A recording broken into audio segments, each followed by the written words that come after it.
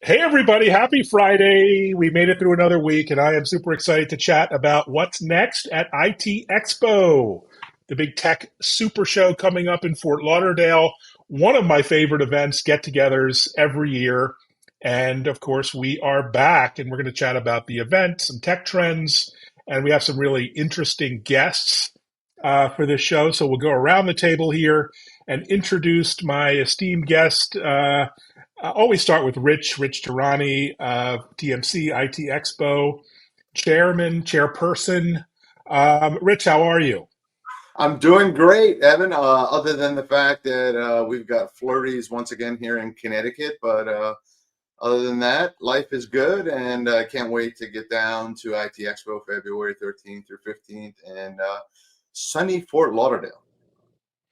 Yeah, it's the highlight of my February every year.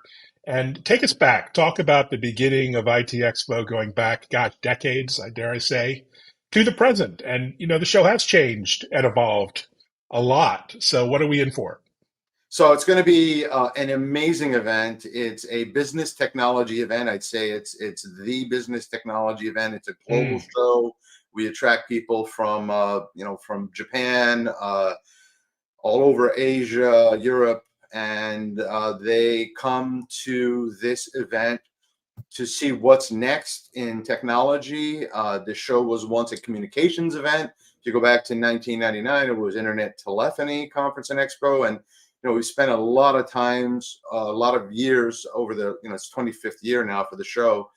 There's actually been 41 events. The event used to take place twice a year, and we've been focusing on increasing the tech exhibitor presence at the show and the tech audience at the show. And so now we've got a mix in terms of the total audience, a mix of service providers like your Verizon's, your AT&T's, all the way down to regional telephone companies and phone companies from the Caribbean and Latin America, et cetera. And then we've got enterprise from the largest of the large companies all the way down to midsize. There are developers there, people who are looking to develop the next big thing. And another really fast growing segment of the audience is the channel slash MSP audience. Those two audiences are merging. There are people who are reselling the products and services of other companies, and we'll see thousands of that group at the show. Totally, if you look at the total audience, 7 to 8,000 total people will be at the show, and exhibitors somewhere between 300, 400 exhibitors in that range. Hundreds and hundreds of speakers, conference sessions. There's demo theaters, and why would you come to this show? Because in a few days you can accomplish what could take you online literally weeks or months or longer, and you may not even be able to accomplish. You Mm. come to the show, for example, if you happen to be a managed service provider, an MSP, a company that resells other companies' products, you're looking to figure out your pricing. What am I doing with my pricing? Do I need to increase prices, decrease prices? How do I get people to pay me recurring charges?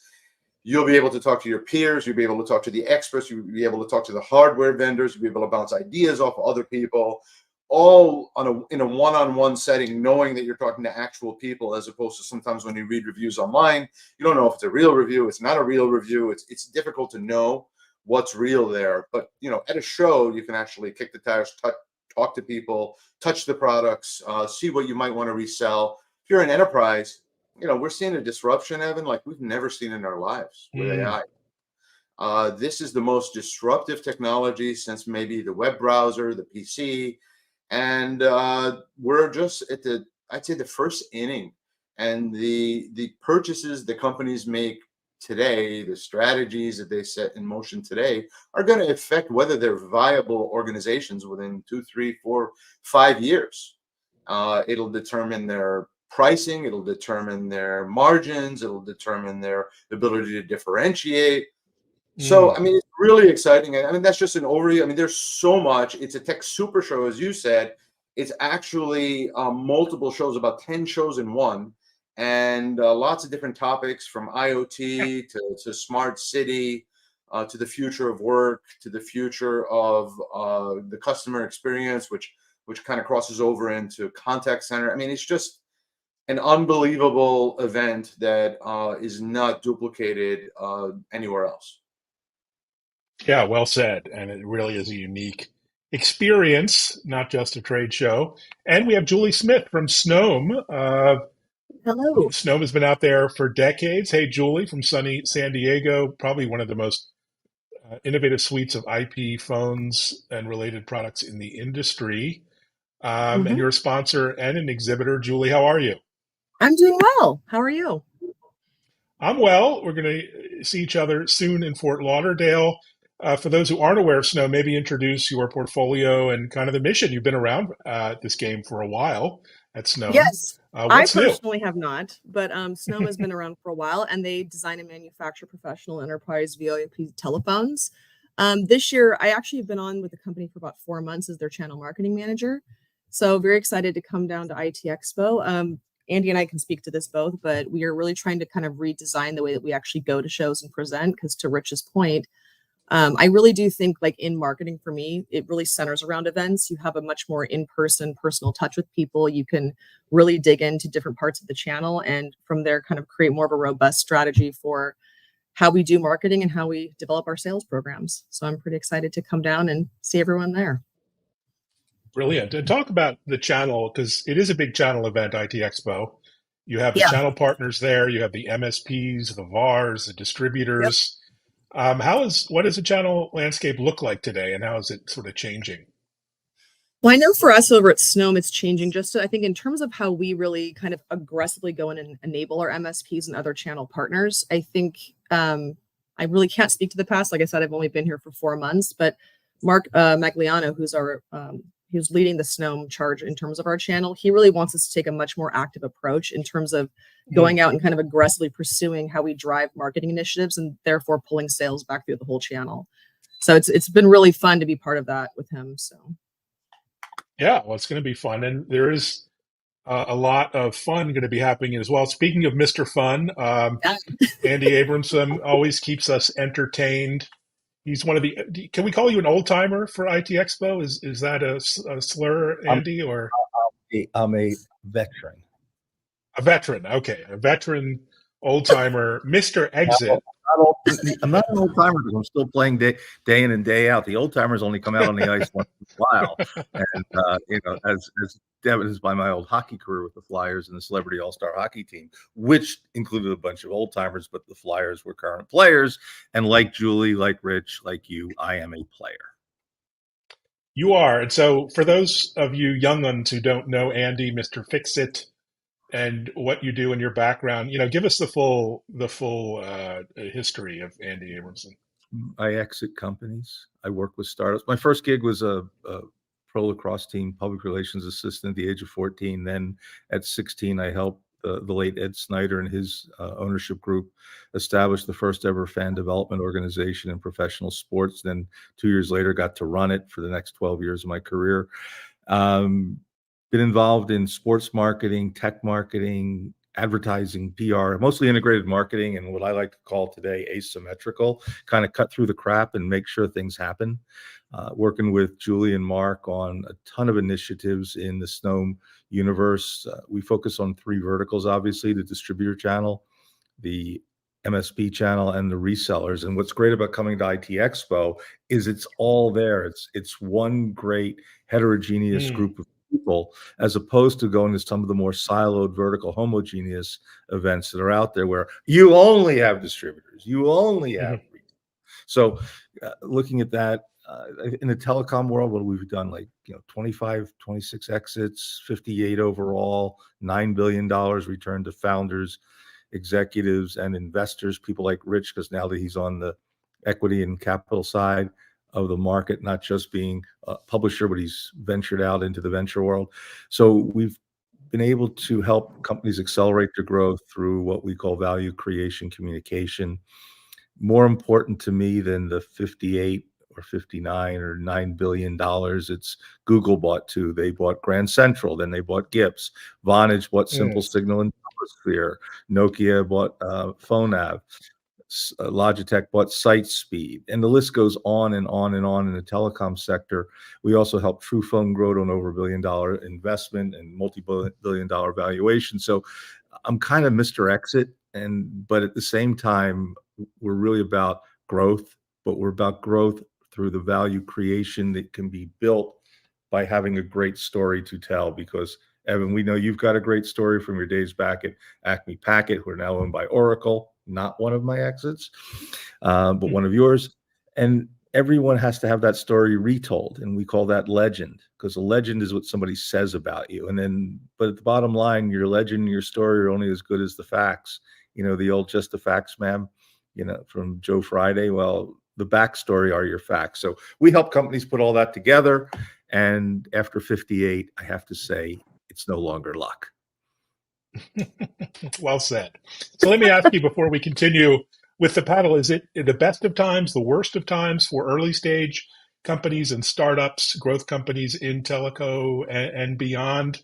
What's the temperature out there when it comes to the kind of companies you worked with for so many decades? Well, people have been pronouncing voice over IP dead for years. They've been saying, and I don't think it is. Quite the opposite. IP communications has never been more alive, and now it's being enhanced by all types of things like artificial intelligence and network slicing on the data side, cloud communication platforms where you can compute much faster than you could with traditional tandem switches. So voice over IP is far from dead. The problem is the marketers are all very flat, and they're all doing the same thing, and they're all saying the same thing, and they lack differentiation. I can walk down the aisles at ITExpo and close my eyes, and it's like being on an airplane. Can you tell the difference between Delta and American when you're up in the air if you took the logos off? No. And that's the problem. There's too much sameness. I coined the phrase, Rich will remember the blog post from 2007 or so, me too, me also, me different. And the lack of differentiation is what is impacting it. To your question about, is it a good time to start one? Yes, it's always a good time to start one if you have a better idea, and if you have a better way of executing, and if you have a better way of going to market. The challenges that I see, Evan, to your question, are that there's a lot of dry powder sitting on the sidelines that isn't investing yet in anything, because they can put the money out on the street and get 10 to 12% return on their money over a 1 or 2 month period by just loaning it. So a lot of that offline capital in family offices and in high net worth individuals who used to throw money into early stage companies is on the sidelines. On the other hand, there's a ton of emerging manager funds that are all across the West that love to make investments of $50,000 to $200,000. They raise 20 to 30 million, and then they're hands-on, knee-deep into the startup. So is it done? No. Is there money out there? Yes. And is it going into smart companies? Absolutely. You just have to be a lot sharper and a lot smarter how you go after it. Well said, as always. So back to ITExpo, Rich. Explain to a new attendee, a new sponsor, a new exhibitor. It can be a little overwhelming. Explain the format, the setup, the different tracks. How do they jump in, dive in, and get started? So you go to ITExpo.com, it's just ITEXPO.com, and then you start looking at some of the co-located events. And I'm looking at it right now in front of me on my screen. I mean, there's an IoT co-located event, IoT Evolution it's called, an MSP Expo, etc. I don't want to go through every one. It's people can just look for themselves. But one I should actually point out is probably Generative AI Expo. It's now the second year that we're doing that event, and it was successful the first time. We literally had 3 weeks to promote it the first time, and which was this last February, and now it's been a year, and it's grown nicely. Great speakers, nice audience of large companies from around the globe are going to be attending the conferences. But basically, look, think of ITExpo as the ultimate place for your buying team to come and figure out what's next in communications and technology. And I say communications and technology because these used to be disparate disciplines, and to some degree they are, but they're merging, and they've been merging for 25 years or longer. And especially with voice over IP, and just, that's obviously allowed voice to just ride along an IP network. And so if you're looking to become a more productive organization, a more competitive organization, an organization that is able to work effectively and to stay ahead in an ever-changing tech landscape, you've got to come to shows like ITExpo. And we don't think there's anything exactly like our show, just because our mix of exhibitors, our mix of conference sessions, and the people that we have speaking is unique. And we've done a really, we put a lot of hours into ensuring that we've got the best mix of speakers, exhibitors, etc. at this event, to make sure that you can come and speak with your peers, see what they're doing, see what's worked for them, see what hasn't worked, and really kind of not have to go to the school of hard knocks and just get banged up out there by making mistakes. You talk to people who are doing similar things to what you want to do, and you are able to quickly make decisions that would take a lot longer if you didn't have access to all these people in one place under one roof. And again, the networking, you literally will see networking at the breakfast where people are talking and getting a better sense of what everyone does and making connections. And then you get into the conference sessions, and then the exhibit hall opens, and there's even more talking and back and forth. And then we typically have networking events at night. And so you go to those networking events, and you have a beer, whatever, with some other people, like-minded people. You talk to them, you learn more.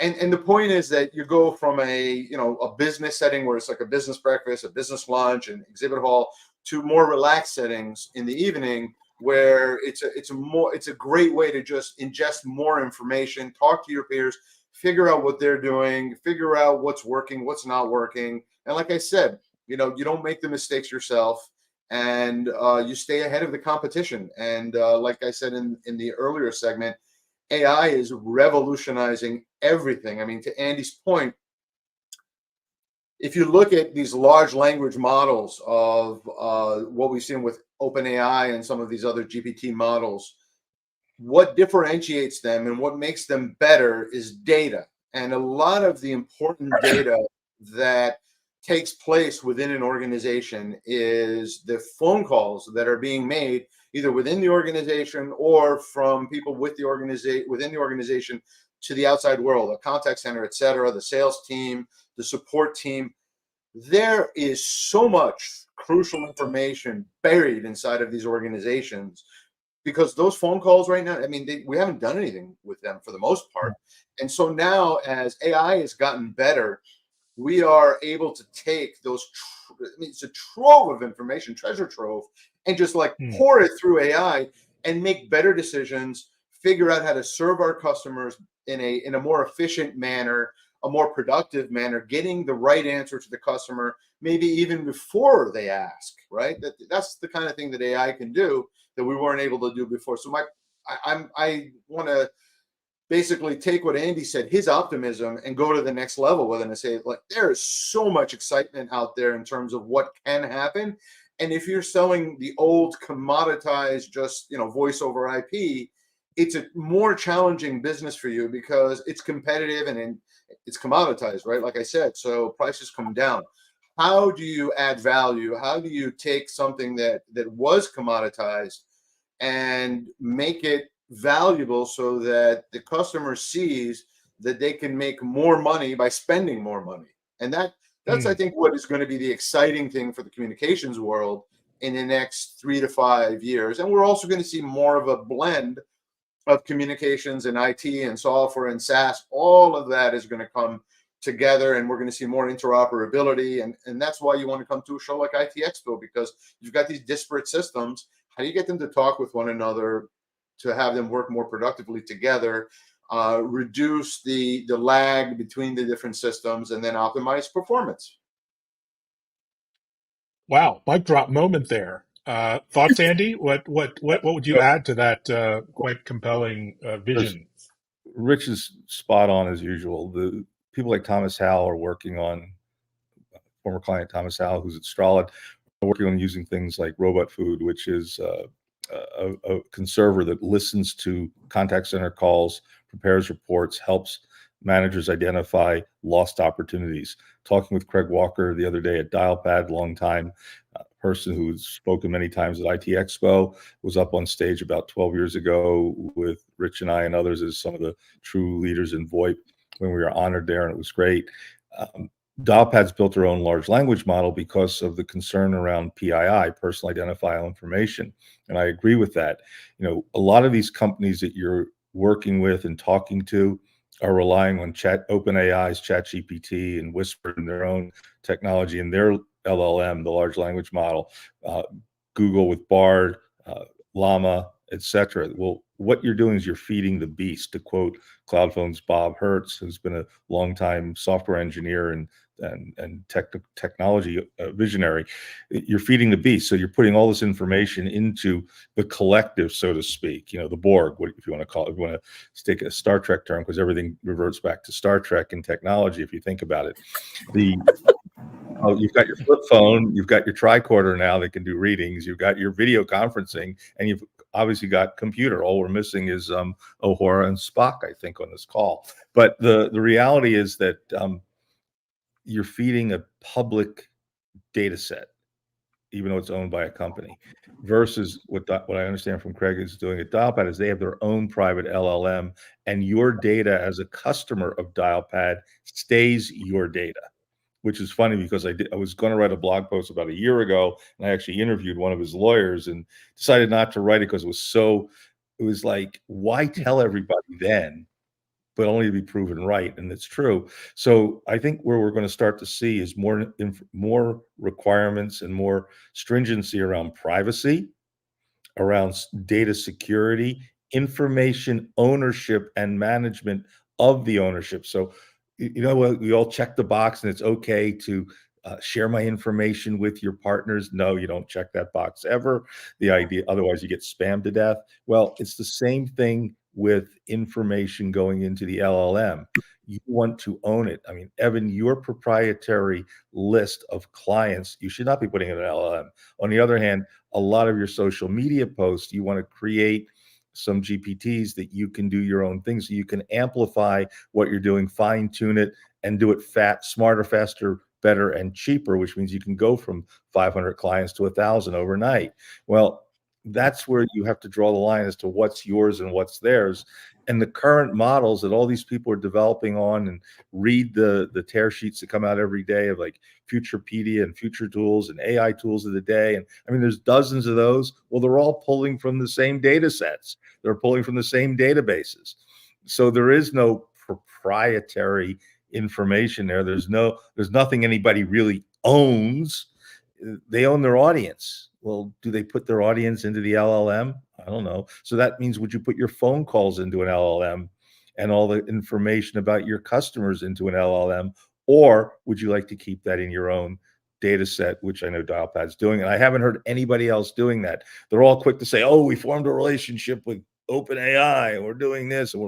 So that, I think, is going to be an interesting topic of discussion at ITExpo. I've got 5 panels, 6 as soon as Eric gets back to me on our Getting Visible panel that Rich and Evan will hopefully be on with me, and we'll get Jeff Pulver up there if he comes to Fort Lauderdale. And I'm looking for somebody in the AR space, in the analyst space, because I think there's an interesting angle as well, but how they're using AI. And AI is definitely going to change everything we do, and how we do it, and the way we do it. And quite honestly, the moment has passed. If you're not using AI, and if you're not putting AI into your products or services, the bus has left the station.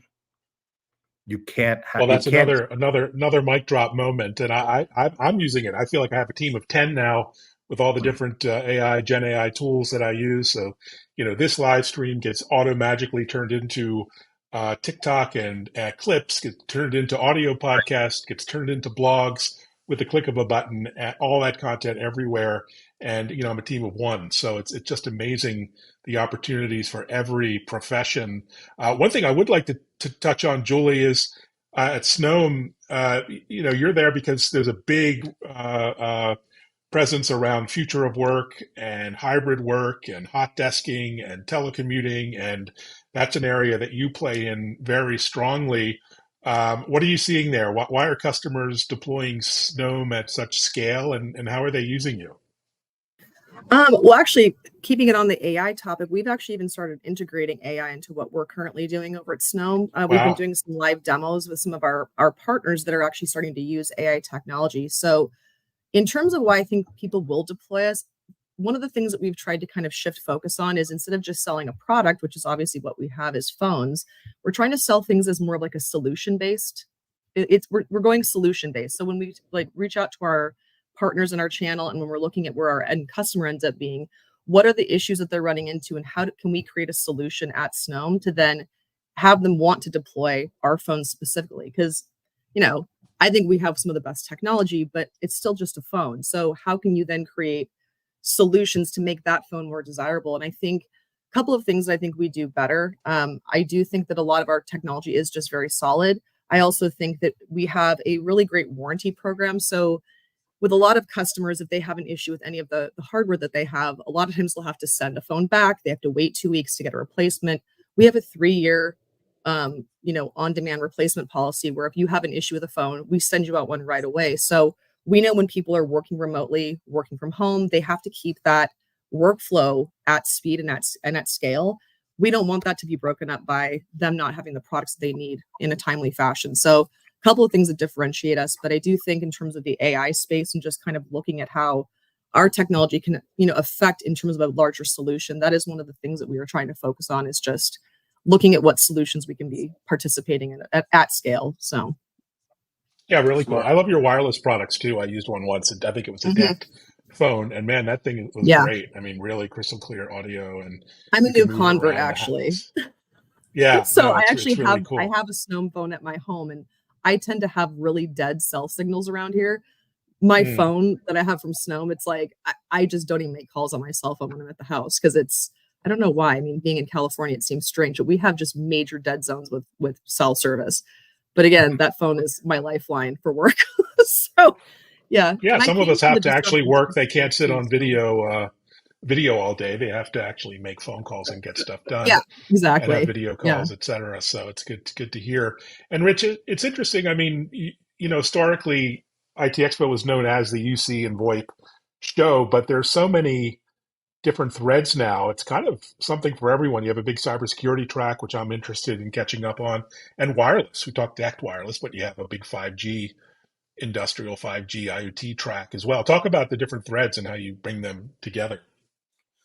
Well, it all started back in the 90s, believe it or not, when there was a challenge that the MSPs at the time, we called them VARs, value added resellers, had no idea what telecom was and they didn't know how it Mm. worked. And there were two disparate worlds. And to some degree, there's still differences between the people who really know telecom and the people who are consider themselves IT, right? There's software, and then there's hardware, and how do these things work together? And likewise when you get to the mobile network. And the point is that the worlds are merging, and they started merging for me. Or at least at the show, we first noticed it when our reseller community was disparate. We had these IT people who didn't really think they needed to be at our show. They didn't understand telecom, but we had to get these products out to market via a different group than just a traditional telecom reseller, because there were these new products coming out. There were a blend of both, of telecom and datacom. We called it CTI, computer telephony, whatever we called it back then. There were different terms to talk about this merging. And since then, I've seen, and I think we've all seen, more and more merging of different technologies that Mm. are all coming together. For example, if you talk about augmented reality, 5G is really set up for augmented reality, right? They're working on edge computing, where they're putting servers close to dense population centers so that you can have low lag time, so that you can use augmented reality and virtual reality over 5G. So I mean, that's an example of just two of these technologies coming together. You mentioned cybersecurity. Well, cybersecurity, like AI, is touching everything. So to have voice over IP phone systems that we are using, UCaaS phone systems, and to not have proper cybersecurity is just a recipe for disaster. So cybersecurity touches everything. But more importantly, the resellers are looking for ways to become more successful and more productive and make more money. And so they don't want to come to an event that just has telecom. And to Andy's point, right, we touch on all these different spaces from earlier. He said that, and the reason we do that is because if you're a reseller, you want to see everything that's out there. And if you don't have an event that can tell you all the products that are interesting for you to sell, then you're not going to go to that event. So we have to make sure we have a proper environment for all these different constituencies. And we have seen a continuous crossover between these different markets over the decades. And I expect that will continue. And I expect that, IoT will continue to be an important part of technology, and it'll touch on communications, and AI and IoT will work together. Like we're beginning to see that happen now. For example, there are certain parts of the country that have a lack of rain, and they have issues where they're not allowed to use a lot of water, like California.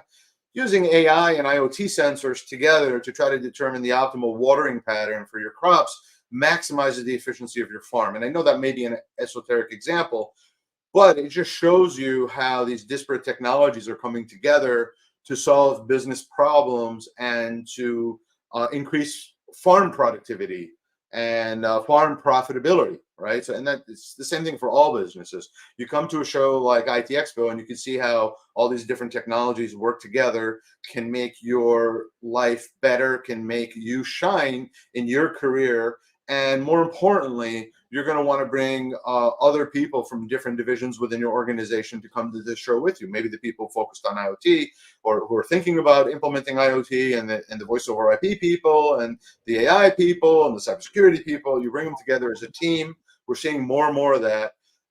And that buying team makes their decisions in one place at the beginning of the year when budgets are set.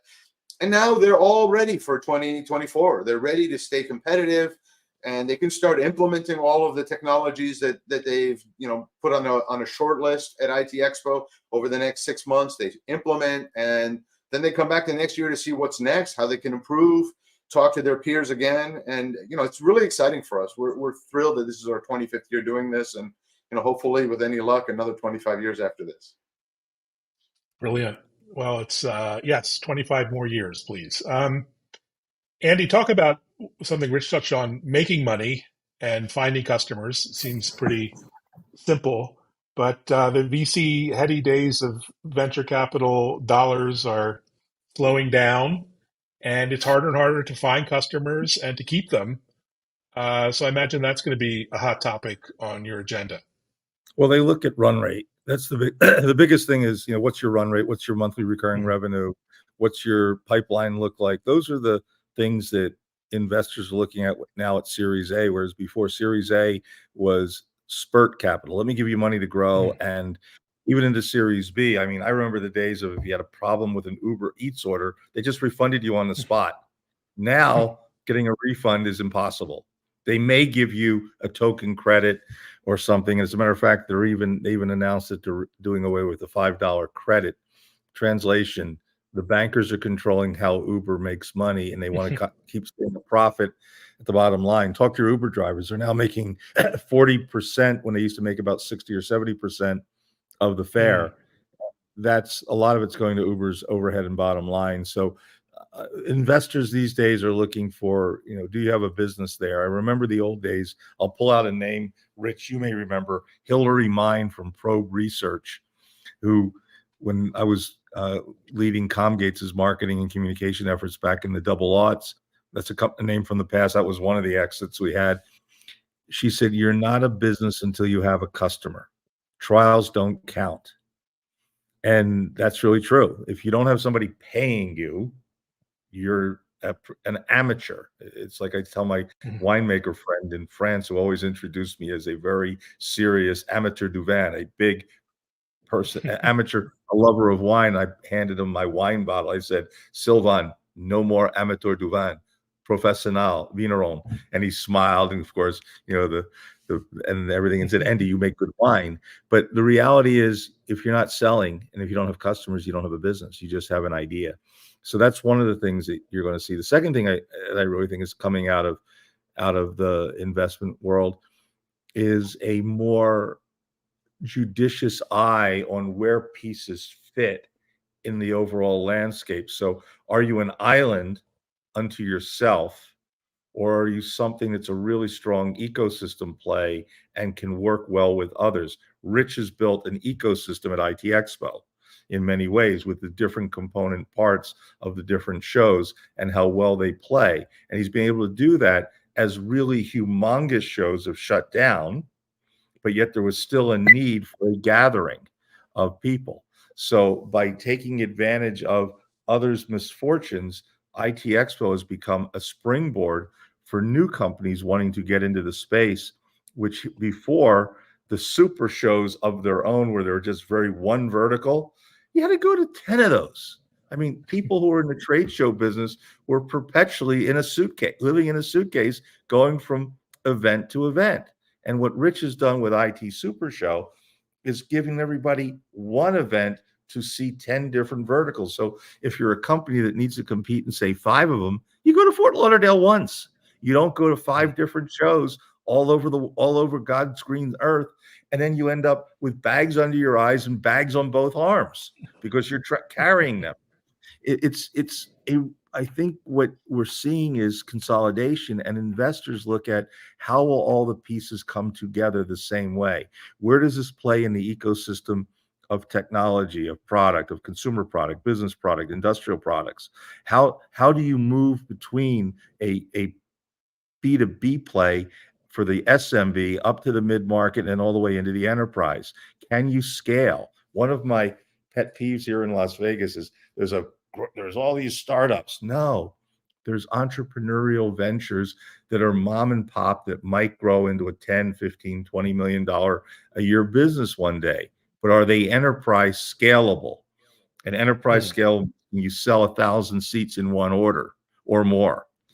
And if you're not, then you're a merchant play or an entrepreneur's play. And there's nothing wrong with that. $10, $20 million, if you can profit 33% a year, and by managing your COGS right, your cost of goods sold, managing your overhead, that's $6 to $7 million a year profit. If it's a husband and wife team doing that, or a couple of people doing that together, I think we can all live on $6 or $7 million a year, unless you're LeBron James or somebody in the NBA. But the reality is that enterprise scalable is what a lot of investors are looking for, and you need to be able to demonstrate that you can build a scale. Oh, great insights, dropping some pearls of wisdom, Andy. So we have time for one more thought or question. Julie, you're in San Diego. We're headed to Fort Lauderdale. Who be two on the climate on the beach there? Do you think West Coast, East Coast? Who wins the beach battle?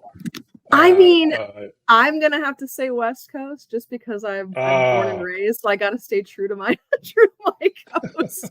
But I will say, I think that I actually do prefer the humidity on the East Coast. I'm not gonna lie, we get a little dry out here. It's like we've got the ocean, but we've got mountains and desert right behind us. So and our ocean is. I'll take either. I've lived on both coasts, and the Atlantic City, New Jersey, Wildwood, Long Beach Island, and then even all the way up to some of the Massachusetts beaches, like Rich, what are some of the good beaches up that way? Or Evan, you've got Cape Cod, Cape Cod and Hyannis, and you've got other islands, all the outer islands that are there. You can go down to Providence, you can go to Long Island Sound. It's just something about the East Coast vibe of the beach, whereas the West Coast is beach boys and surfers and all that fun stuff. Yes, you have more sun, you have more warm weather throughout the year on the West Coast, but there's just something about the way the beach feels on the East Coast when you sink your toes into the sand versus on the West Coast. Yeah, the West Coast sand's probably cleaner, but you've got that little bit of pebble underneath as you walk on the Jersey Shore or you walk on the Florida beach. That's a Friday feeling. Wow. Now I wish if it weren't 12 degrees outside, I'd be totally going.